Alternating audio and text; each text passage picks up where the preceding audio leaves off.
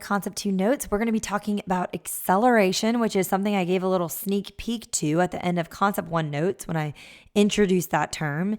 And it's another way that we can describe motion, okay? Now, I do want to say a little interjection before we go on, is that at this point in our learning, we're not considering the impact of forces on the movement or the motion of objects. Okay, so we're ignoring friction, we're ignoring air resistance, all of that. We'll introduce forces in Concept 3. But because this is an introductory level course, we're introducing these physics concepts, we're not going to incorporate them into our calculations, okay? So just know that we're ignoring these variables in our calculations to simplify them. All right, now let's get into what acceleration is. Like I said, it's another way to measure or describe the motion of an object. The official definition of it, and it's in an equation, it'll look like an A. It's the rate of change of velocity over time. An object is considered to be accelerating when it speeds up, slows down, or changes direction because it's a vector quantity, just like velocity. So if the direction changes, then it's accelerating. Okay, the units are like things like miles per hour squared, meters per second squared, kilometers per hour squared, that kind of thing. And you'll see why when you see the equation. A positive acceleration is when an object is speeding up. If you get a negative acceleration, that's okay. That just means the object is slowing down. Okay, the equation is VF minus VI divided by time, where VF is your final velocity and VI is your initial velocity. And this is where reading is going to be such an important part of our radar process, okay? We're going to read and we're going to analyze. We're going to do it slowly, okay? So a car traveling 32 kilometers per hour accelerates to a speed of 44 kilometers per hour in 0.25 hours. What is its acceleration? Okay, let's analyze. What do we know? What do we want to know? Well, we know initially we're starting at 32 kilometers per hour. So that's my VI. We're getting to 44 kilometers per hour. So that's my VF.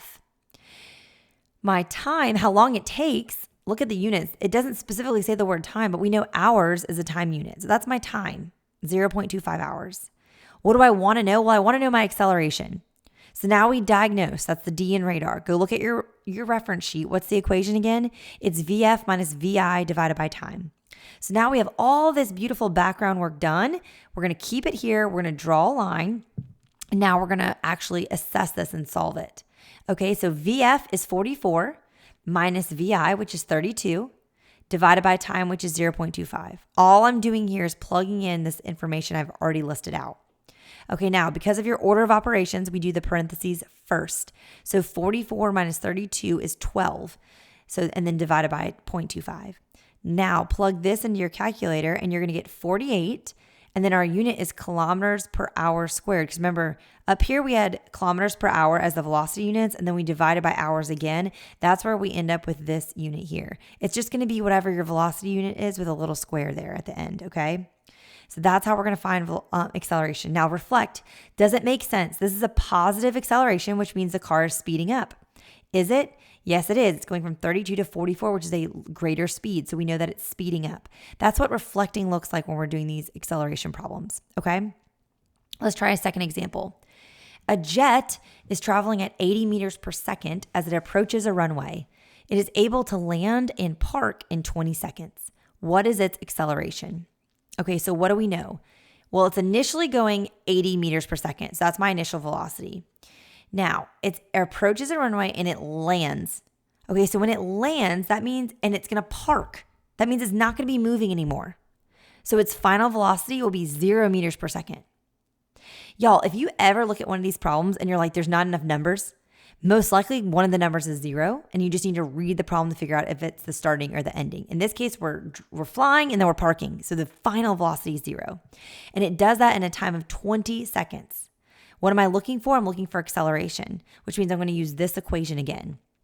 Now let's plug in. My final velocity is 0.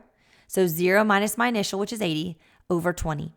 0 minus 80 gives me negative 80 over 20. Negative 80 divided by 20 is negative 4. And then remember, my unit is meters per second squared. Now let's reflect.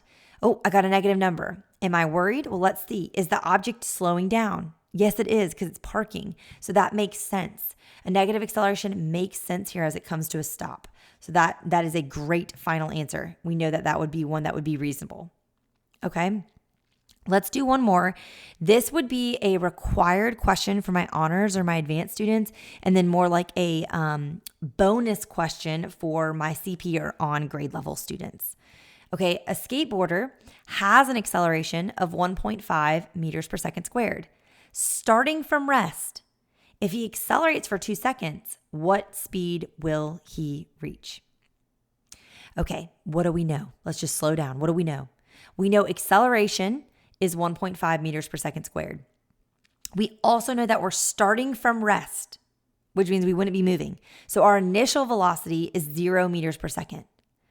We also have a time here of 2 seconds. And we want to know what speed he will reach or what velocity he will reach. So we're looking for final velocity here. Now, because it's a speed, don't panic that it's a speed instead of velocity. That just means you don't need to worry about the direction in your answer because it's just a speed, okay? But we're going to have to find final velocity. Now, what equation uses all these variables? Well, it's this one. But we need to rearrange it so final velocity is by itself so that we can find it, okay? So remember, to isolate a variable, we need to do the opposite of what's being done to it, okay? So first, we're dividing by time. To get it out of that, we need to multiply by time. So if we multiply both sides by time, that gets rid of the time on this side. Now we're left with AT equals VF minus VI. Again, I want final velocity by itself. So I have to do the opposite of what's being done to it. Currently, we're subtracting initial velocity from it. Well, the opposite of subtraction is addition. So we're going to add initial velocity to both sides. That makes that cancel out. I'm left with AT plus VI equals VF. Now I have what I'm looking for isolated and by itself. I'm ready to actually assess and solve here. Okay, so let's rearrange how we're writing. I just like to always have what I'm looking for on the left. So VF equals, again, AT plus VI. Now we just plug in. My A is my acceleration, which is 1.5. My T is time, which is 2, plus my initial velocity, which is 0. Order of operations, we're going to do a multiplication first. 1.5 times 2 is 3, and then we've got to add 0. 3 plus 0 is 0. That gives me a final velocity of 3 meters per second. Always reflect, double check your units.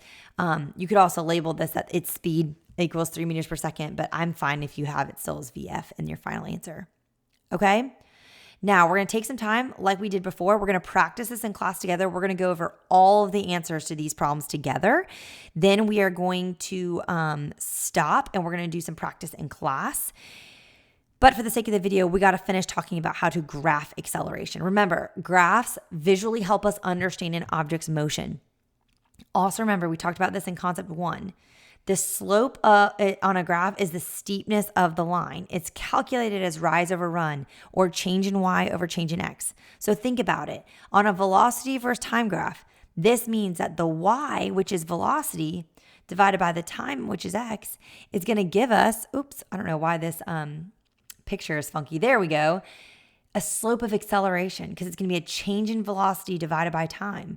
So that's going to give us acceleration. So when we're looking at a velocity versus time graph, the steepness of the line tells us about the acceleration.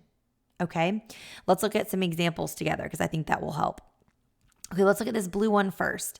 This is a velocity versus time graph. Notice that at 0 seconds, the velocity is 0. At 1 second, it's still 0. At 2 seconds, it's still 0. Okay, so this tells me that this object is not moving. So if it's not moving, it can't have any acceleration. So 0 acceleration here. All right, now let's look at this pink graph. Okay, again, there's no slope here, so there's no acceleration, but the line's higher. That's because it's at 5 meters per second, and it's staying that way the whole time. So this tells me that the object is moving. It's just moving at a constant speed of 5 meters per second. But again, it still has no acceleration, no slope to this line, no acceleration. This line, the velocity is changing, okay? But it's changing at a constant rate, but that's fine. It is speeding up though. So it has a positive acceleration. This one, it's going down. That's a negative acceleration. It's slowing down. Okay, you have to look at your axes when you're looking at these because if this was a distance versus time graph, what we're saying here would be totally different. Okay? For example, now let's talk about acceleration when looking at distance versus time graphs instead of velocity versus time, okay? So first one, this is distance versus time. Okay, first of all, Let's talk about its speed first, because that's easier. The slope on a distance first time graph is its speed. This has no slope, so it has no speed. So it's not moving, therefore it has no acceleration. Because if you're not moving, you can't be accelerating. All right, let's look at this one. This one has a constant slope. The slope is the same the whole time, and it's a distance first time graph. That means it has a constant speed. But if it's having a constant speed, then that means it's not accelerating. It's not speeding up or slowing down. So it also has zero acceleration. Now, this line, the slope is changing, thus the speed is changing, thus it's accelerating. Because it's getting steeper, steeper, steeper, that means it's getting faster, faster, faster. So this would be speeding up and have a positive acceleration. And then lastly, this one. The slope is changing, so it's accelerating. But notice it starts steeper and it gets flatter, flatter, flatter until it's almost not even moving.